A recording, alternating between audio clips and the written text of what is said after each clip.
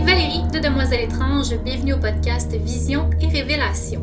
Aujourd'hui, je reçois à nouveau Roxane de la Sorcière de Novembre qu'on avait interviewée pour l'épisode numéro 1 sur l'intuition et les ressentis. Pour cet épisode, nous allons parler de souvenirs et passages. On avait en fait prévu faire cette émission en octobre, puis on s'est dit que c'est un peu cliché de parler de ce genre de choses en octobre. Donc voilà. Allô Roxane? Bon matin. Le matin tard chez Roxane. C'est toujours le matin chez Roxane. Donc, Roxane, tu te présentes comme étant passeur d'âme. Comment peux-tu nous résumer cette habilité? Un passeur d'âme, c'est quelqu'un qui va, oui, dans un premier temps, ça va parler avec les défunts, mais c'est aussi quelqu'un qui va aider le défunt à passer de l'autre côté. Dans le fond, les passeurs d'âme sont des personnes qui vont aider à passer au travers de grosses périodes de transition, de transformation, que vous soyez mort ou vivant. C'est drôlement dit, mais c'est ça. Donc, autant les gens vivants peuvent venir voir un passeur d'âme pour, je sais pas moi, pour un divorce, une séparation, un changement d'emploi, un déménagement ou tout ça en même temps. Vraiment, quand la personne va vivre un gros changement, une grosse transition, ben là, c'est vraiment les passeurs d'âme qui sont plus à même d'accompagner. C'est vraiment de l'accompagnement. C'est pas, on fait pas le travail à leur place, on s'entend, mais on est là pour accompagner puis aider. Donc, c'est vraiment quand il est question de transition. Donc, tu aides l'âme à passer à autre chose, finalement. Oui, c'est ça. Autant vivant que mort, j'aide vraiment à passer à autre chose, à passer au travers, justement, de la grosse période de changement. Puis ça, je le fais au travers de la guidance intuitive le plus souvent. Là, c'est comme ça que je le fais, là, avec les cartes, avec n'importe quel outil qui m'inspire sur le moment. Là. C'est vraiment très intuitif. Est-ce que tu peux nous raconter ta première fois? Ça dépend de quoi tu parles. My God, ma première fois. Mais je pense que ça se fait naturellement. Genre, j'ai pas fait, OK, ben, ça va être ma première fois, c'est là que ça se passe parce que je le sais ce que je suis. C'est juste, au fil du temps, je me voyais aller, comment j'interagissais avec les gens, comment mes relations s'établissaient aussi. Puis, tu sais, souvent, j'arrive dans la vie des gens ou les gens arrivent dans ma vie quand il y a une grosse période de transformation puis de transition qui s'en vient ou qui est en cours ou qui vient de commencer. Il y a beaucoup de mes amis que ça a été ça aussi. Mettons, une séparation, un changement d'emploi, un déménagement. Il y avait tout le temps un gros changement qui s'instaurait. Puis c'est souvent là que moi, j'arrive dans la vie des gens ou que eux me rencontrent. C'est vraiment probablement pas mal tout le temps comme ça. T'es comme Fait un que ça, petit c'est aimant, finalement. un aimant changement, apparemment. Apparemment. Mais ouais, c'est ça. C'est vraiment comme ça que ça arrive le plus clair. Le plus clair du temps. Donc, au fil du temps, j'ai observé cette constante-là. Puis, entre autres, là, on parle pas non plus du fait que je parle aux morts et que je les aide à passer de l'autre côté. Ça, par exemple, la première fois, écoute, le premier souvenir que j'ai d'avoir été en contact avec des défunts, j'avais 3-4 ans. OK. 3-4 ans, ça commençait déjà. Puis, tu sais, peut-être que ça commençait avant, mais c'est pas avant 3-4 ans que tu commences à avoir des souvenirs et d'être conscient de ce qui se passe autour de toi. Là. Fait que peut-être que ça a déjà commencé avant ça, mais moi, c'est à partir de 3 ans, 4 ans là, que j'ai commencé à accumuler des souvenirs de ce qui se passait. Là. Puis, les premières fois, là, c'est frappant. C'est frappant, c'est très effrayant, et spécialement quand t'es bébé / enfant encore, là. T'es pas prêt à ça. T'es vraiment pas prêt à ça. Fait que, non, ouais, quand ça arrivait, au début, je figeais. Mais figé, là, tétanisé, pas capable de bouger, pas capable de parler, à peine capable de cligner les yeux, là. Des fois, j'étais même pas capable de juste les fermer. Je restais là, j'étais un bloc de glace. Plus capable de bouger, rien. Puis je regardais ce qui se passait, j'avais pas le choix. J'étais même pas capable de fermer mes yeux. Fait que c'est comme ça que ça a commencé. Fait que ça a commencé assez rough. Mais ça s'est adouci avec le temps. Je pense que De mon expérience personnelle, les entités, quand ils voient que tu as peur, ils arrêtent d'apparaître. OK. Ils arrêtent ils arrêtent pas de se présenter, mais ils arrêtent de se présenter visuellement parlant. OK. Moi, ça a vraiment été ça mon expérience parce que dès le moment où ils se sont rendus compte que j'étais terrifiée quand je les voyais, ils ont arrêté. Ils venaient pareil, mais tu sais, je les voyais pas de mes propres yeux. Puis encore aujourd'hui, je les vois pas non plus de mes propres yeux. Genre, je les sens, je suis capable de les voir, on va dire, de manière peut-être méditative ou... on dirait que je le vois avec d'autres yeux. Je sais pas comment le dire autrement. Mais c'est ça. Mais les premières fois, là, c'est vraiment challengeant.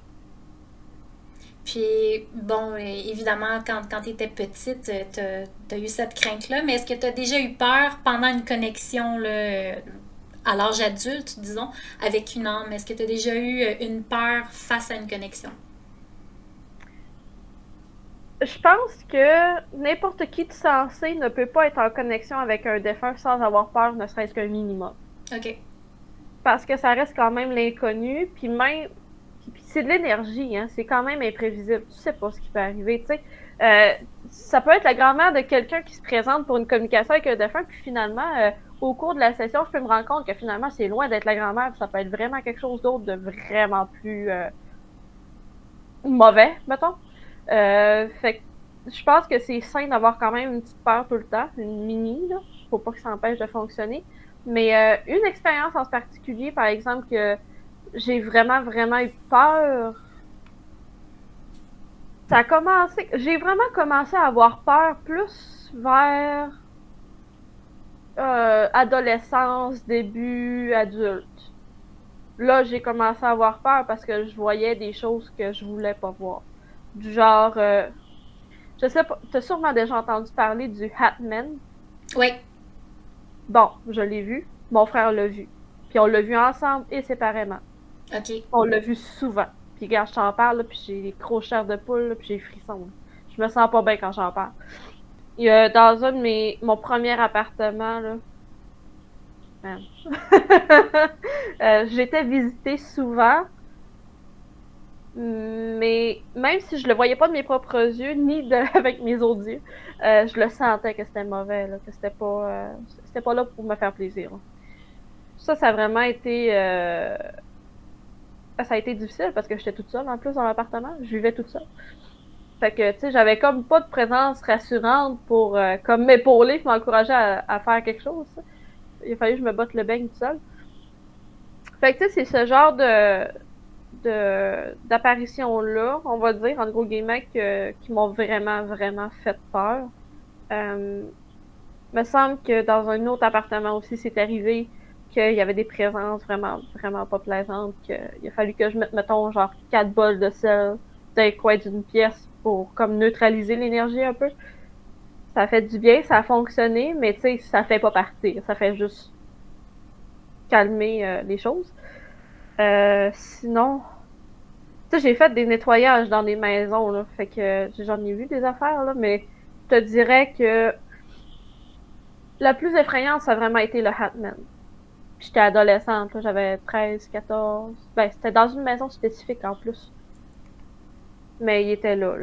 Puis je l'ai vu, puis il est resté là. Genre, tout le temps que j'ai été là, il était là. Fait que si j'allais dans le sous-sol, tu sais, là, le classique que tu remontes les escaliers, mais vraiment vite parce que t'as peur que tu t'en suivi, là, ben c'était le même en permanence.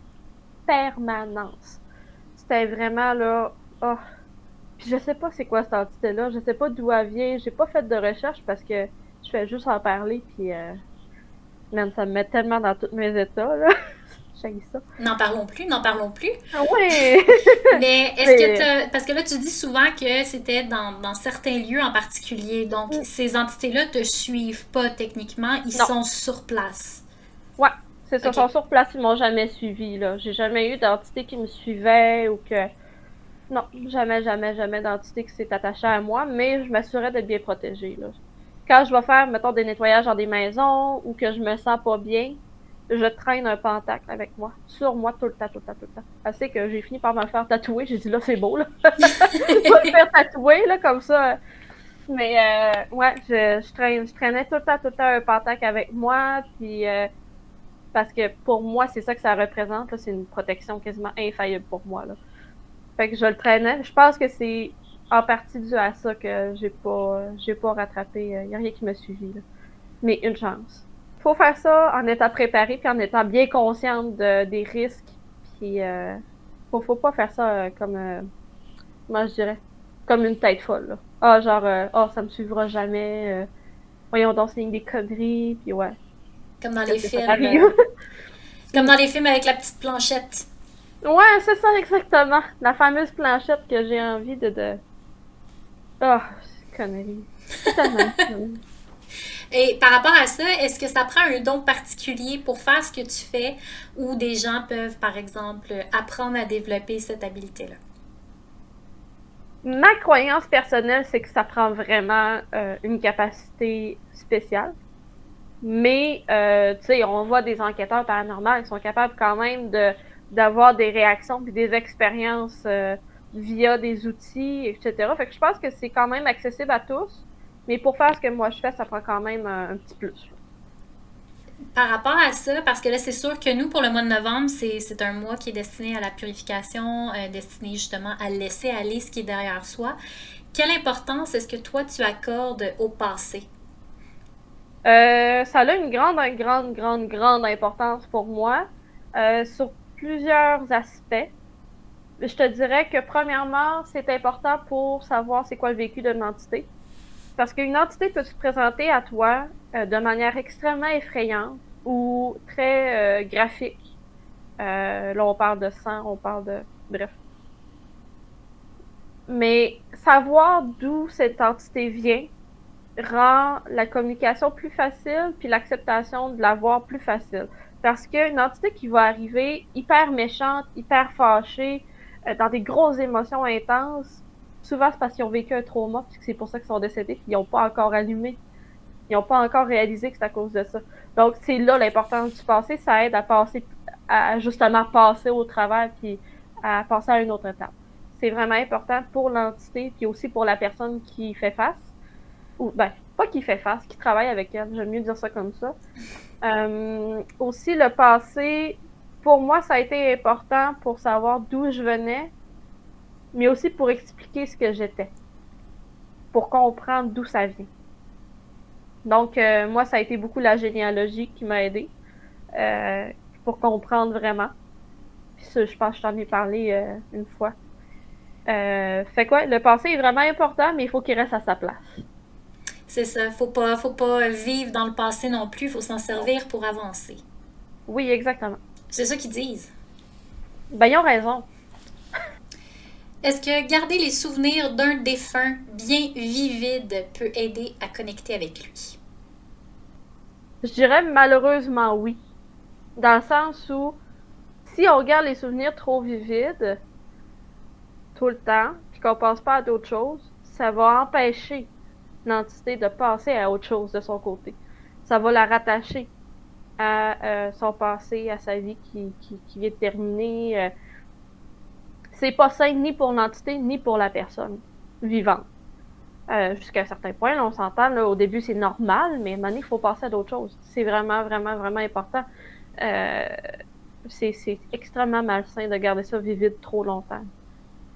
Est-ce que c'est quelque chose qui peut t'arriver quand tu fais des consultations comme ça, ou est-ce que justement l'entité se manifeste à toi et te dit je veux qu'elle me laisse partir, je veux que cette personne-là me permette de traverser? Ça m'est arrivé une fois de vivre quelque chose dans ce sens-là. C'est pas ce que l'entité m'a vraiment dit de ses propres mots, mais c'est quand même ce qui se passait. Je nommerai pas de nom, évidemment, mais il y a une femme qui est venue me consulter plusieurs fois pour parler à son défunt mari.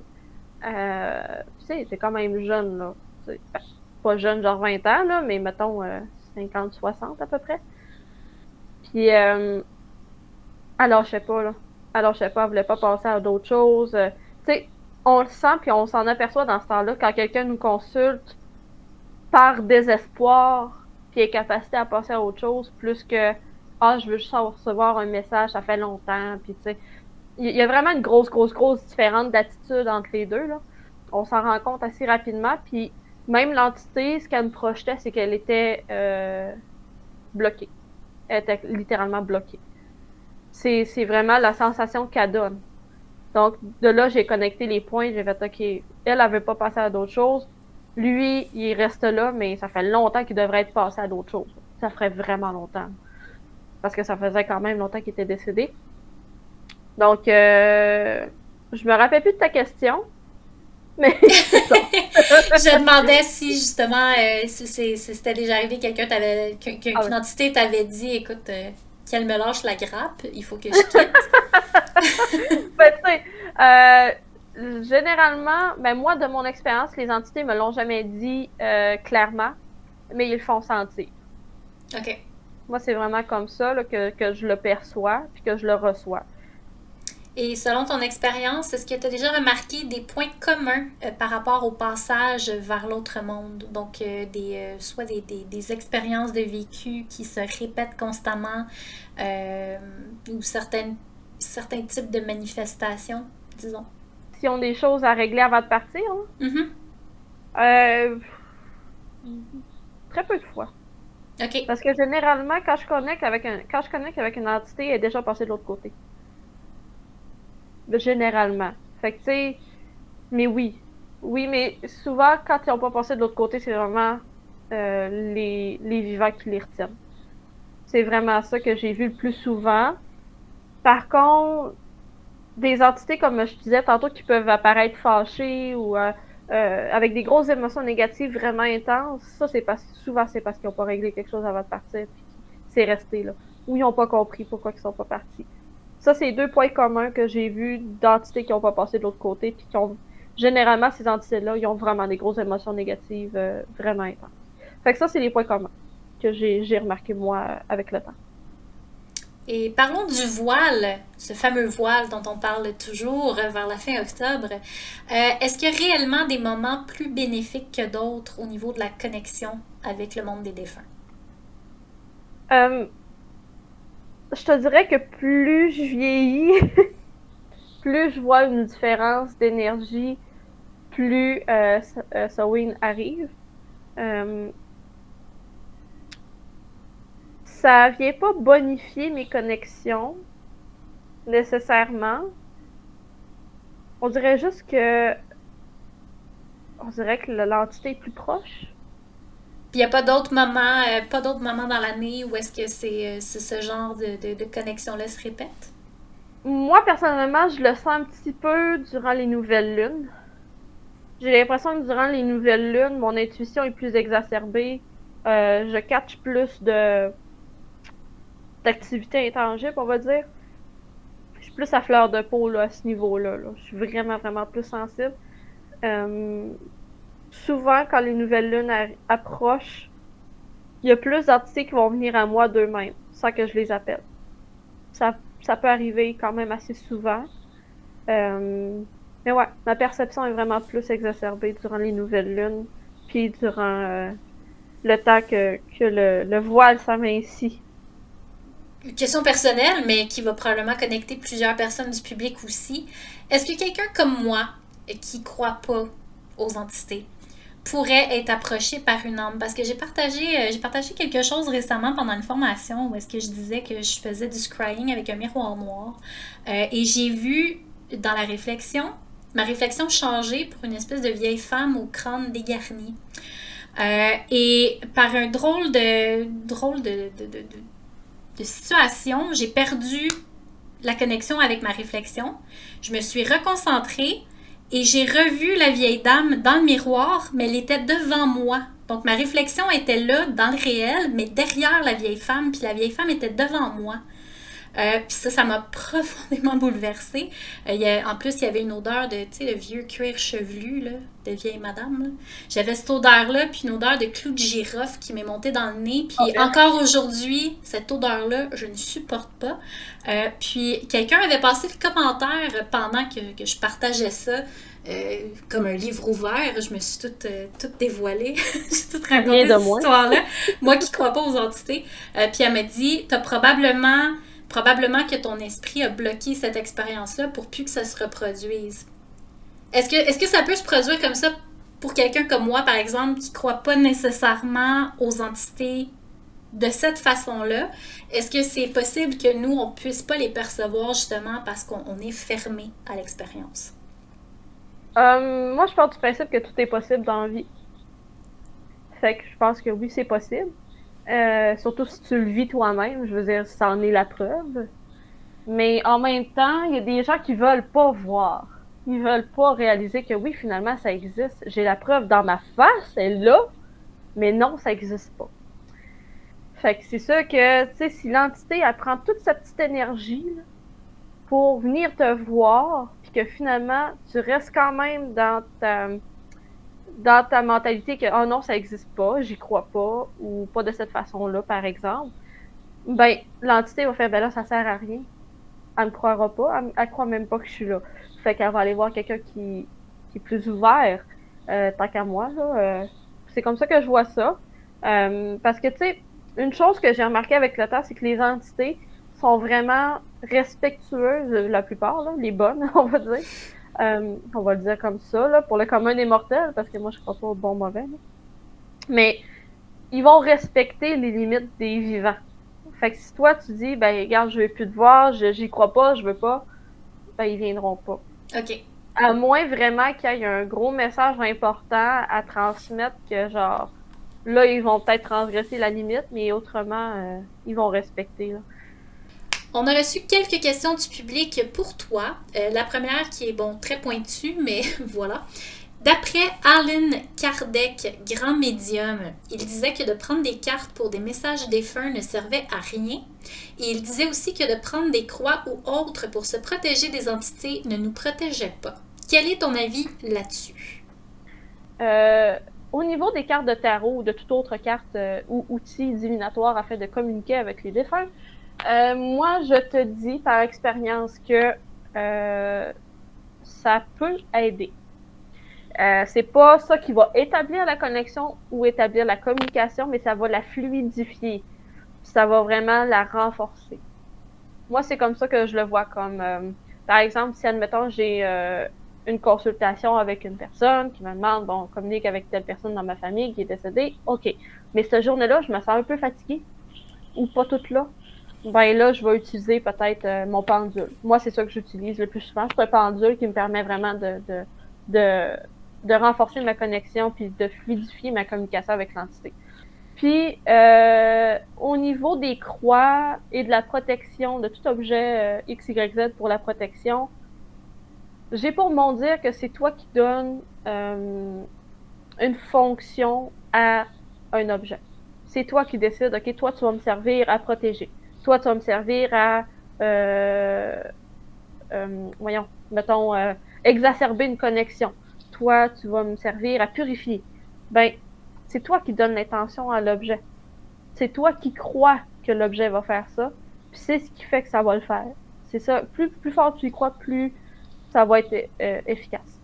Oui, parce que entre religions, on n'a pas tous les mêmes symboles et pourtant, pour chacun, ça protège. Donc, qui sommes-nous pour juger de ce qui protège ou de ce qui protège pas les autres? Exactement. Puis, en même temps, dans ma pratique à moi, l'une des premières choses que j'ai appris, c'est qu'on est notre plus puissant outil. Donc, du moment où tu crois en toi, en tes capacités, en ton intuition puis ta volonté, tu es capable de faire n'importe quoi. Est-ce que le fait de rêver d'une personne peu de temps après son décès est un signe qu'elle a entendu notre appel? Ça, je pense qu'ici, il faut rester vigilant et vigilante parce que des fois, on veut tellement quelque chose qu'on le provoque nous-mêmes ou qu'on pense que c'est ce qu'on veut qui est en train d'arriver, mais c'est juste nous qui... On voit des signes un peu partout, ce qu'il n'y a pas, là. Fait que je pense que là, ici, il faut rester vigilant, vigilante. Ensuite, ça peut arriver. Moi, je pense que ça peut arriver. Mais moi, personnellement, dans mes expériences, ça m'est arrivé juste une fois dans ma vie qu'un défunt dans ma famille vienne me voir dans mes rêves. Puis je l'ai jamais demandé, j'y pensais même pas. Fait que moi, je pense que ce genre d'expérience-là, va arriver vraiment rarement et quand tu t'en attends le moins. Plus tu le demandes, plus il y a des risques que ça arrive pas. Ou que tu penses que c'est ça qui arrive, mais finalement, c'est un rêve comme un autre. Aussi, troisième chose, je pense que c'est important de prendre un moment pour respirer et se déposer, puis voir comment on se sent par rapport à cette expérience-là. Parce que j'ai pour mon dire que le doute est une réponse en soi. Si tu doutes que c'était pas ça, c'est parce que ça ne l'était pas, sinon t'en aurais pas de doute. Ce que je voulais dire aussi, c'est que une entité, si elle veut faire savoir qu'elle est là, elle fera pas planer de doute. Vraiment pas. Les choses vont être ben trop what the fuck que tu pourras pas dire oh non, je pense que non. Non. Il y aura pas de place à non, c'était pas ça. Ou c'était-tu vraiment ça? Non. Il y aura pas de doute. Et est-ce qu'on peut appeler les défunts pour un conseil ou un message ou doit-on attendre qu'ils se manifestent d'eux-mêmes? Oui, on peut les appeler. On peut les appeler, ça peut pas que ça garantit pas qu'ils vont répondre à chaque fois, mais oui, on peut les appeler, c'est possible. Quelqu'un demande pourquoi des défunts se manifestent et d'autres non. Moi, je pense sincèrement que c'est une question de est-ce qu'il y a vraiment quelque chose à faire ou pas. Dans le sens où s'il y a vraiment un message à transmettre, il va se manifester. Mais sinon, il n'y a pas vraiment d'intérêt, là. Fait que, moi, je pense que c'est vraiment ça, là. Et par rapport à ça, quelqu'un demandait est-ce que c'est vrai que dans les cimetières, on ne peut pas communiquer parce que les âmes ne sont plus là? Oh, wow.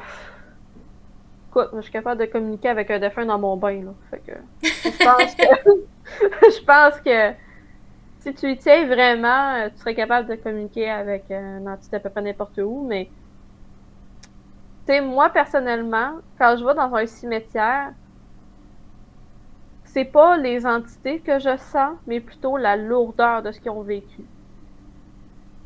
C'est plutôt ça qui vient connecter à moi que les énergies des défunts en tant que tel. Je pense que pour connecter avec un défunt précis, il faut quand même s'adresser à ce défunt-là. S'y adresser puis dire, OK, bon, par exemple, Caroline, Caroline, je sais pas moi, n'importe quel nom de famille, qui est née en telle date ou décédée à telle date, j'aimerais ça que tu viennes à moi, il faut qu'on parle. Fait que, tu sais, il faut vraiment éviter le défunt pour communiquer. Donc, je pense pas que ce soit impossible de communiquer avec un défunt dans un cimetière, mais il faut pas que tu t'attendes à ce qu'il soit là comme s'il était dans sa maison, là. Il faut que tu l'appelles, il faut que tu établisses une connexion avec, une communication avec toi-même. Et tu parlais de lourdeur, il y a aussi la tristesse des vivants qui vont se recueillir sur la tombe de leurs défunts aussi, qui est très présente dans ces lieux-là. Là. Ah, ouais, vraiment. Moi, les cimetières, là, le moins possible. Les cimetières, les maisons funéraires, salons funéraires, etc., jamais, jamais, jamais je ne rentre là. Même les églises. Je ne mets jamais le pied dans une église. Sous aucun prétexte. Même s'il y a un décès dans ma famille, un mariage, tu ne me verras pas là. J'y arrive pas parce que la lourdeur, là, c'est horrible puis j'arrive pas à supporter. C'est une des rares choses que j'arrive pas à supporter quand... non, j'y arrive pas. Vraiment pas. Ça me draine, ça me vide, ça me déprime à un point que je sors de là, je pleure pendant des heures. Je suis un épave. Un épave. C'est horrible. Quelqu'un demande si certaines âmes t'ont déjà livré des messages pour l'avenir de l'humanité ou l'environnement. Moi, personnellement, là, pour être connectée au défunt depuis pratiquement ma naissance, j'ai jamais reçu ça de ma vie. Je pense que c'est mon opinion personnelle, là. Je pense que c'est extrêmement tiré par les cheveux et c'est une belle manière d'arnaquer les plus vulnérables pour faire de l'argent. Et avoir de l'attention. Voilà. On dit, je veux dire, l'âme a du vécu dans sa propre existence. Je pense pas qu'il y ait une âme qui vit pour tout le reste de l'humanité ou pour tout le reste de ce qui va se passer dans le futur ou quoi que ce soit. Là. Ah non, c'est clair. Là. Parce que je pense que là, on sent qu'on est tout doucement en train de s'effriter. Hein? Ouais. Mais je veux dire, il n'y a rien qu'on peut faire pour ça. Là. On a notre propre existence à gérer et c'est suffisant. Non, c'est bien en masse. Si tu me rajoutes d'autres choses, je vais péter aux frites, là. Wow! On respire. Le passeur d'âme peut-il être affecté par la fatigue suivant une connexion? Ok, oui. Vraiment beaucoup. Ouais, ça m'est arrivé, là. Quand t'es pas préparé, puis que Ouais, oui, oui, oui. Ouais, oui, en masse. Le nombre de fois là, que j'ai eu des consultations, puis après, là, j'étais, là, écoute, dormir pendant des 10-12 heures, se sentir fatigué comme si tu t'étais couché à 4 heures du matin, puis t'avais dormi juste 2 heures, là. Puis en plus, c'est comme si t'étais en lendemain de brosse, par-dessus le marché. Euh, Ah, non, c'est vraiment quelque chose, là. La fatigue puis l'épuisement que penseur d'âme peut ressentir va s'apparenter à un gros lendemain de veille. Je vais l'expliquer comme ça parce que je pense que on est plusieurs à avoir pris plus qu'une brosse dans notre vie. On sait c'est quoi. Fait que ça s'apparente à ça. Un bon gros lendemain de veille, là. Ouais. C'est vraiment intense. T'en as pour une journée ou deux avant de t'en remettre, là. Fait que, oui, on peut ressentir une très grande fatigue, effectivement, sauf que ça arrive pas à chaque fois. J'ai l'impression que plus on prend de l'expérience, moins ça arrive, parce que plus on développe des façons intuitives d'éviter le drainage, là. Comme moi, celle que j'ai développée, c'est de m'imaginer là, emmurée entre 4 murs. Littéralement. Genre, j'ai un mur de briques ici, 2 murs de briques de chaque côté, puis un autre en arrière de moi. Il y a juste ma tête qui est à l'air libre. Puis c'est vraiment comme ça que j'arrive à ne pas être drainée. Puis là, bon, tu parlais un petit peu plus tôt d'utiliser un pendule ou parfois les cartes, les runes. Est-ce qu'il y a d'autres choses que tu fais de particulier pour te connecter à l'autre monde? Des chandelles. Ah, le feu, là, l'élément du feu, là. C'est comme si, là, quand je connecte avec l'autre monde, je suis à 100% là, dans ma connexion. Mais le feu me fait connecter à 200%. Il ajoute un autre 100%. C'est incroyable. Puis pourtant, je suis la première à dire que j'ai peur du feu parce que, bon, je suis tombée dans un feu de camp quand j'étais bébé et plusieurs opérations et greffes de peau s'en ont suivi. Donc, le feu, moi, généralement, s'il y a un feu de camp dehors, tu ne me vois pas approcher. Mais les bougies, puis le pouvoir du feu, c'est... Alors oui, chandelle. Puis si je veux vraiment une grosse connexion très intense, je vais utiliser des runes. Les runes, je les utilise juste pour ça. Pratiquement juste pour ça. Sinon, ils restent dans leur pochette serrée. Puis... Mais quand j'ai besoin d'une vraie bonne connexion, puis de recevoir des messages importants, là, je vais prendre des runes. C'est fou, fou, fou. Je pensais pas, au début, je pensais pas que les runes pouvaient offrir ça, là. Incroyable.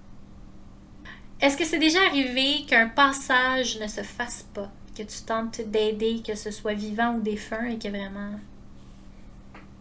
Euh, il y a une fois, ça c'est quand mon grand-père est décédé, il fallait qu'il parle à ma mère, fait qu'il est venu me voir pour lui parler, mais il voulait pas passer par moi.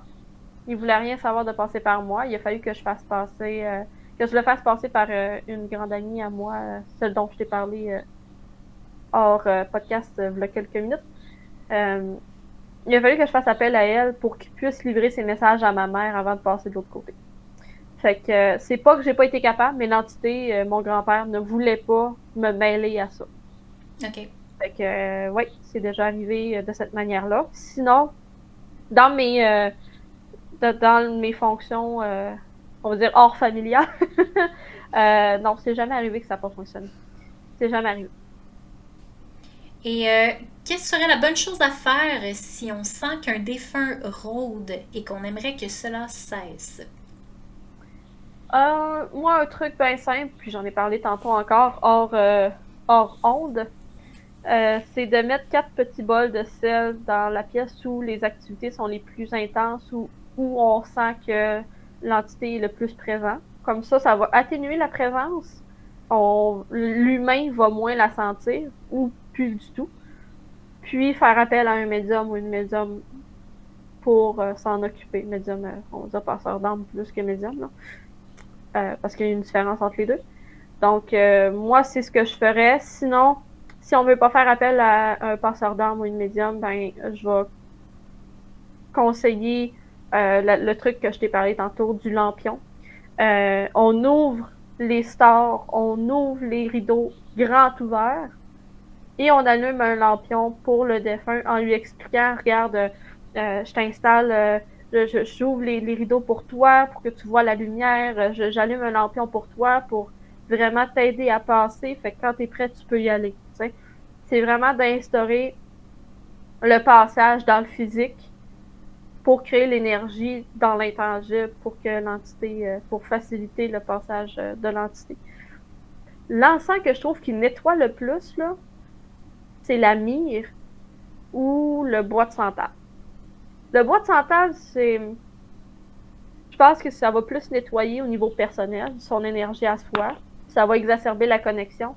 Mais la myrrhe, là, j'adore pour purifier. Ça purifie très bien. Ça instaure un climat d'harmonie dans la maison. La myrrhe, pour moi, ça respire la joie de vivre, l'harmonie, le bien-être. Puis ça vient vraiment nettoyer en profondeur, je trouve. Moi, j'utilise du copal, de la résine de copal, parce que ça sent sucré. Moi, j'aime ça quand ça sent le sucre. Ça va tellement sentir bon, faudrait que je l'essaye. Si je pouvais faire brûler du sirop d'érable, je le ferais. Oui, tellement, là. Mais ça, c'est parce qu'on vient du Québec. On est dans des clichés canadiens. On adore le sirop d'érable ici. Oui, absolument. C'est très bon. Donc, écoute, voilà qui fait le tour des questions qu'on avait pour toi. Ça a été super intéressant. Donc, je te remercie là, de nous avoir prêté de ton temps et de ton expérience sur le sujet. On peut te retrouver encore une fois sur ta page Facebook et Instagram. Donc, on va mettre les liens là, dans la description et à la fin de cette vidéo. Effectivement. On peut me retrouver sur Facebook et Instagram. Plus Facebook, par contre. Puis, c'est ça. Moi, j'ai beaucoup de disponibilité pour recevoir en consultation, aider, peu importe, là. Est-ce que tu as un petit mot de la fin par rapport aux défunts? C'est de faire la différence entre nos propres croyances puis ce qui peut réellement exister. Dans le sens où moi, je ne crois pas aux anges, aux démons, toutes sortes au bien, au mal, ces choses-là. Et ça veut pas dire que je n'y crois pas, que ça n'existe pas. Et je pense qu'en tant que travailleur spirituel spécifiquement, c'est important de rester ouvert à toutes les possibilités puis d'être prêt. Parce qu'on sait jamais ce qui va se passer puis on sait jamais c'est quoi qui va se présenter à nous. Fait que ce serait ça mon mot de la fin.